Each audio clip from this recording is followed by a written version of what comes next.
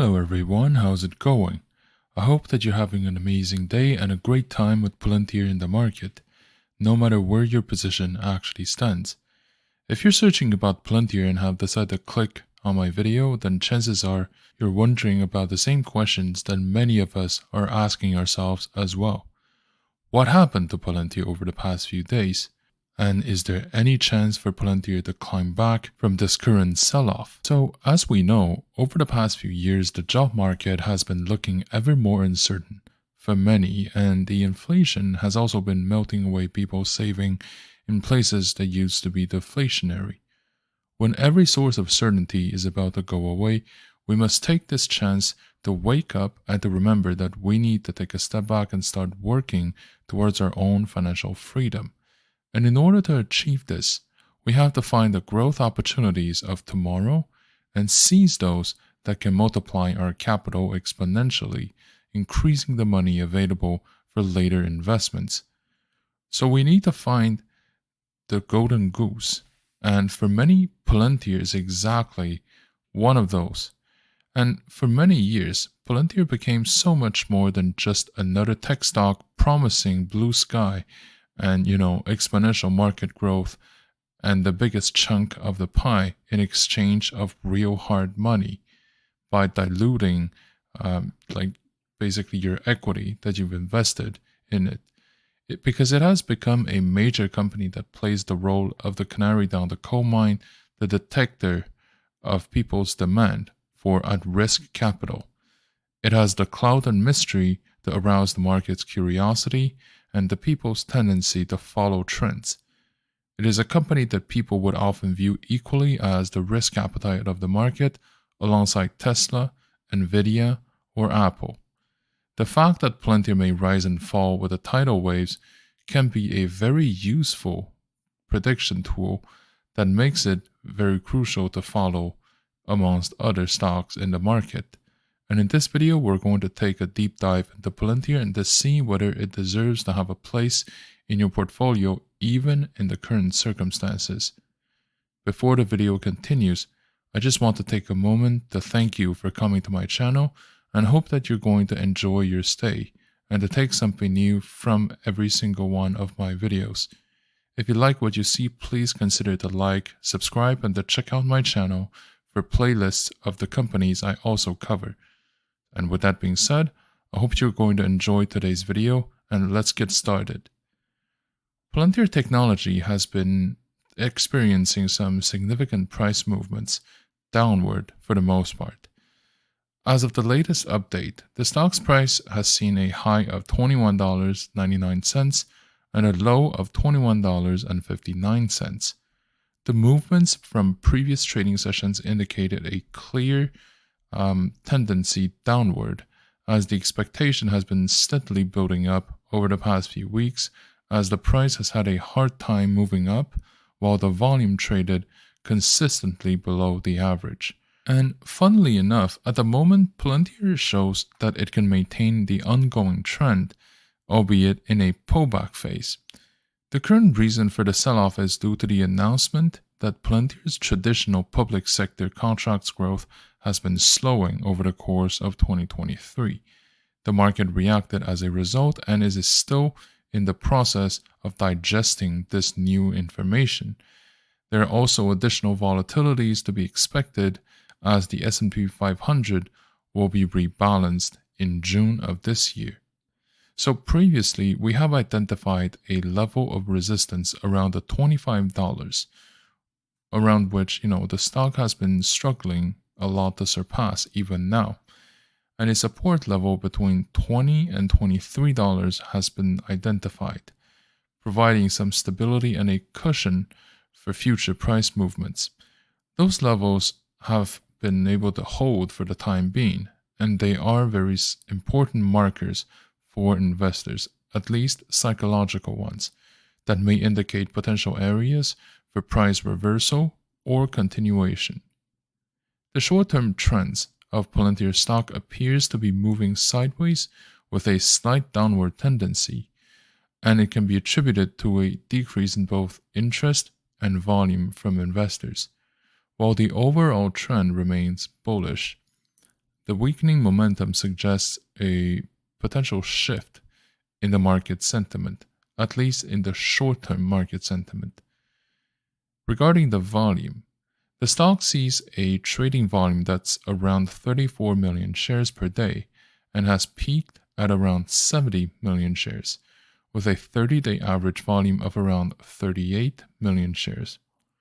This data suggests a decrease in both daily and average trading volume, which indicates a loss of market interest. Because we have to remember that at some point it was approaching 100 million shares a day.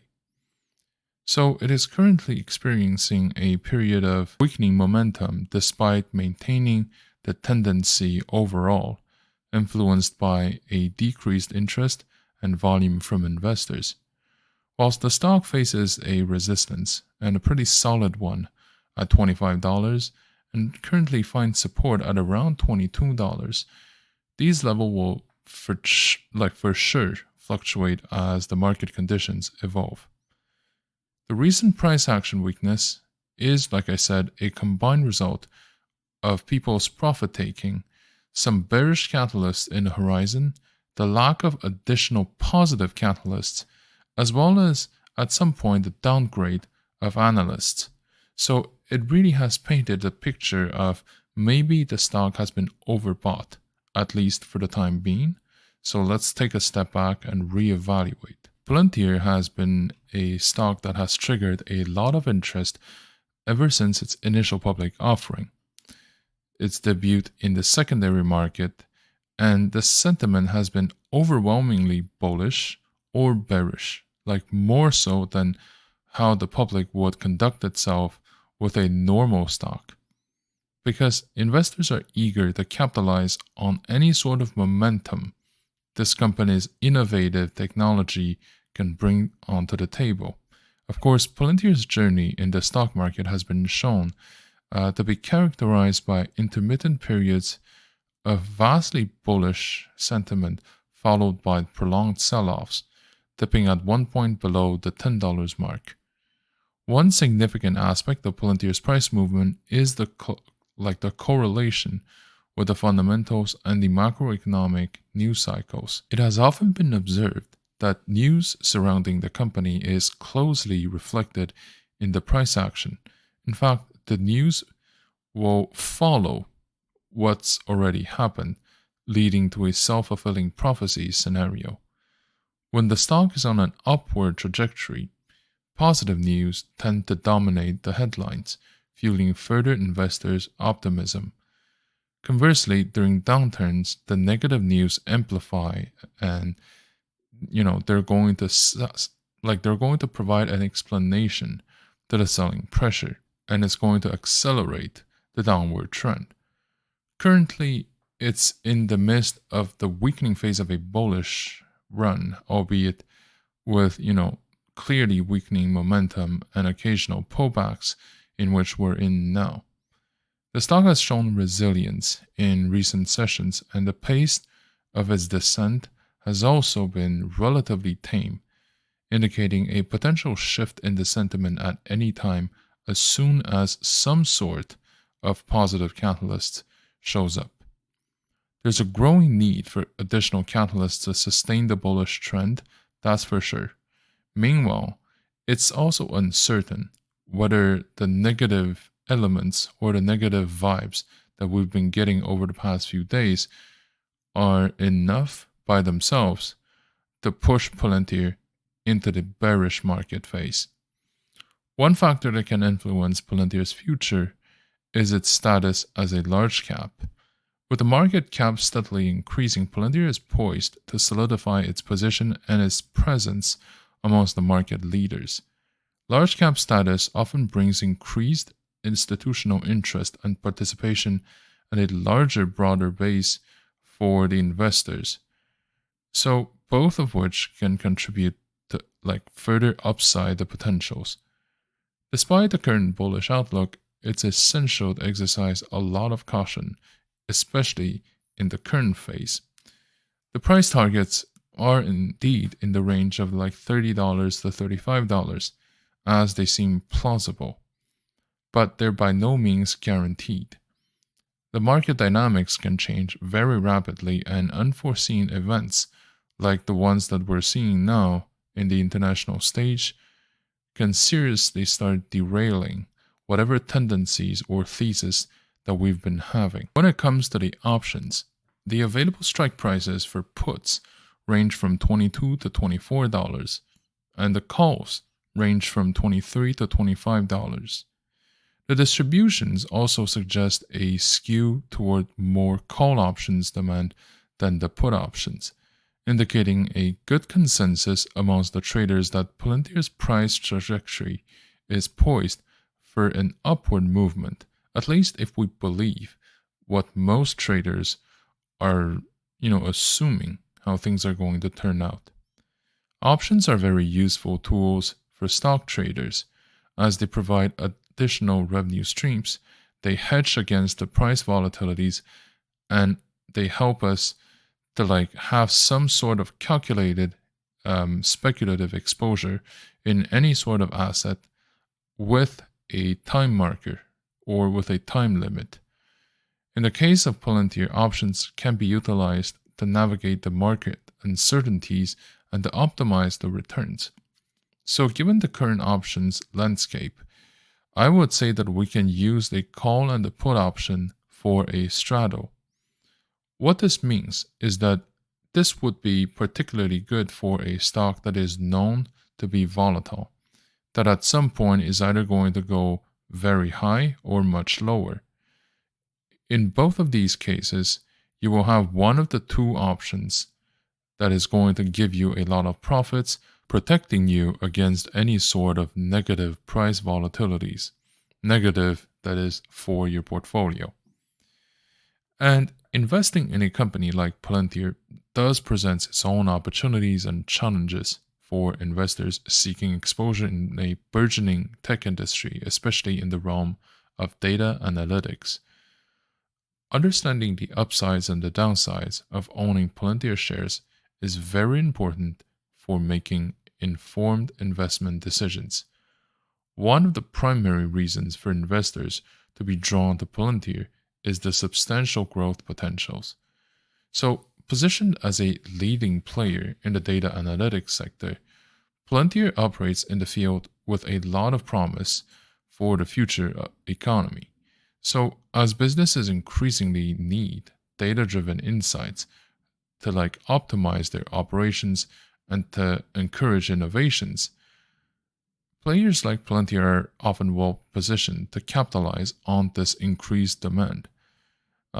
With its expertise in handling and analyzing large volumes of data, Palantir stands to benefit from the growing demand for data-centric solutions across various industries and sectors.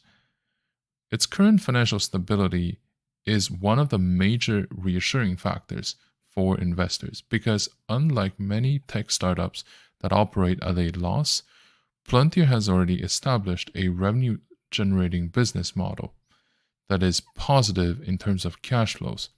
It reduces the likelihood of shares dilution through frequent fundraising efforts, providing investors with a sense of stability and confidence in the company's financial health. Palantir has also demonstrated its ability to capitalize on popular trends to generate significant interest from the market, especially among the retail traders. Those are the ones who are the most willing to buy on a momentum. Through strategic moves and partnerships, Palantir has effectively enhanced its visibility and appeal, attracting attention from both the individuals and institutions. So their ability to capture the market sentiment and to leverage it to its advantage is quite unique in the sense that a lot of people know about the AI craze. A lot of people try to gather attention, but not every company has managed to do this as well as Palantir did. However, Palantir is not without its own risks and challenges, and one potential concern for investors is the possibility for legal contingencies related to the privacy and data ownership. As a company that deals with sensitive information, Palantir may face regulatory scrutiny and legal challenges, which could adversely affect its operations and reputation. Any negative developments in this area can significantly impact people's sentiment about it and the company's financial performance. Another thing is that the company is still very reliant on the public sector contracts.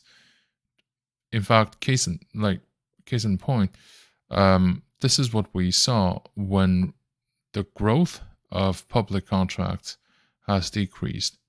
Like this is what like really triggered the first wave of sell-off just a few weeks ago. So just imagine if government agencies decide to cut back on spendings or to give, certain contracts to other vendors. This could have a major effect on Palantir's revenue and growth prospects. The concentration of revenue from a single source does expose the investors to additional risk and volatility, not to mention that the public spending is under scrutiny from the public, unlike the private ones. Another potential downside for Palantir is the possibility of a shift in the market narrative away from the data analytics and the AI, narratives. So these technologies are in high demand for sure, but changes in policies, regulations, and even sentiment can impact the perceived relevance and the value of the company. If the market begins to favor other sectors of technologies, it can dampen investors' enthusiasm for Palantir and to lead to a decline in the demand of its shares. So, really, it has a lot of upsides, but it also comes with its unique inherent risks and challenges. We have to be careful in considering the factors and to conduct a thorough research before making any investment decision. So, right now, the global markets are facing a complex interplay of factors that have the potential to significantly influence the equities worldwide. In this speculative analysis, I believe that the consequences of the global inflation, surging commodity prices, and decline quantitative easing, as well as the rise of inflation rates or interest rates, plus the geopolitical instabilities, are going to play a significant part. The increasing inflation rate has been putting pressures across the globe, threatening the purchasing power, raising the input costs, and impacting corporate profitability. Companies operating internationally may face challenges in managing rising production costs and also to sustain profit margins. Those dynamics could trigger market volatility as investors adjust their risk-return expectations. The upward trajectory of commodity prices, including energy, metals, agricultural products, have been having far-reaching implications for various sectors of the global equities market. The companies heavily dependent on these commodities may experience squeezed profit margins, potentially affecting stock valuations and investor sentiment. The reduction or the end of QE's quantitative easing measures by the central banks worldwide may have resulted in reduced market liquidity.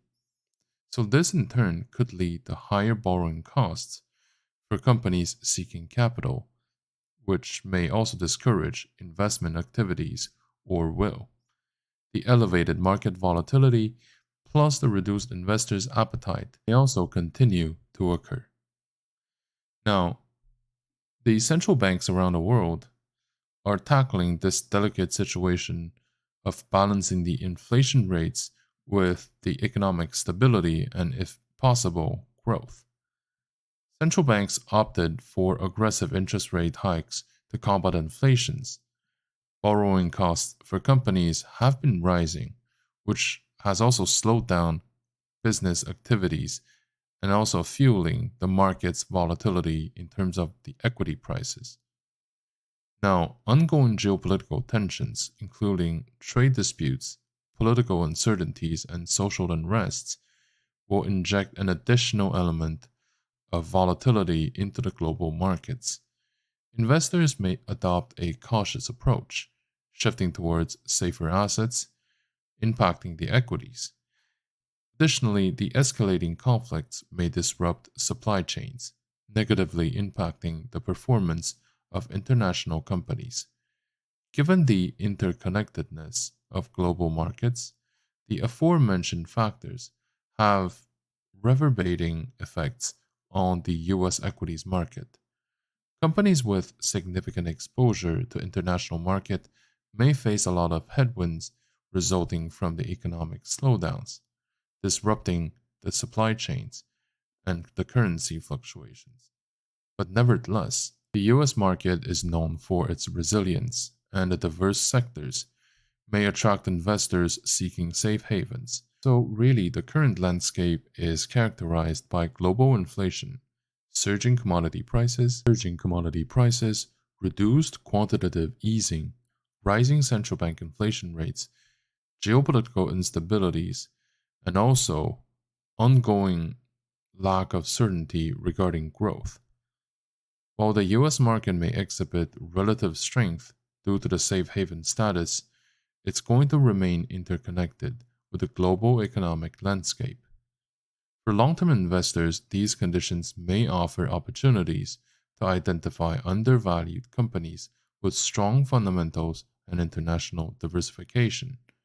With that being said, short-term trades should be approached with caution because of the increased volatility and uncertainty.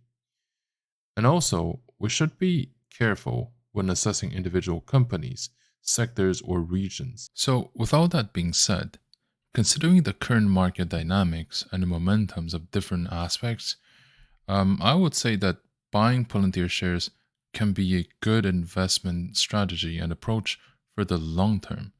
In fact, the short term doesn't really matter at the moment because there's so much noise and confusion and contradicting signals left, right, and center. So I would say that Palantir has demonstrated its resilience even in very bearish market conditions. So not now, not from 25 to 20. I'm talking from 35 to 7, and has indicated its stability and potential as a significant player in the industry. The company has definitely shown its ability to adapt and to capitalize on new market narratives, which is very crucial in a rapidly evolving landscape.